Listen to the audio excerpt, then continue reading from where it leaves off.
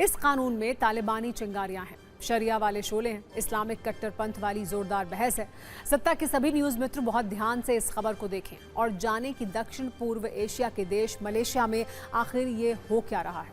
इसे सिर्फ इस सवाल से समझिए, क्या आपने कभी सुना है कि अगर कोई एक बार भी जुमे की नमाज नहीं पढ़ पाता है तो उसे अपराधी मान लिया जाएगा, उसे सजा दी जाएगी। मलेशिया के तेलंगाना राज्य में कुछ ऐसा ही कानून लाया जा रहा है। आसान भाषा में समझिए तो मलेशिया के तेलंगाना राज्य में कानूनी मुनादी हो रही है।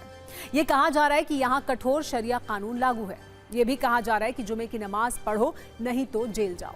ये बताया जा रहा है कि बिना किसी वैध कारण नमाज छोड़ने पर 2 वर्ष की जेल होगी। यहाँ लोगों से कहा जा रहा है कि शुक्रवार को नमाज पढ़ो वरना 62,000 रुपए का जुर्माना भरो।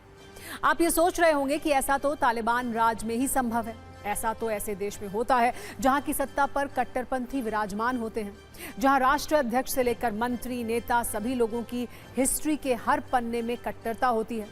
मलेशिया के इस नए कानून के बाद भी अब ऐसी ही चर्चा हो रही है। आप सिर्फ 3 बड़ी बातों से समझिए मलेशिया के इस राज्य में जुमे की नमाज पर पहले कानून क्या था और अब ये कानून कितना कठोर हो चुका है। मलेशिया के इस राज्य में अब तक जो कानून है उसके अनुसार अगर कोई इंसान लगातार 3 शुक्रवार को नमाज नहीं पढ़ता है तो उसे सजा होगी।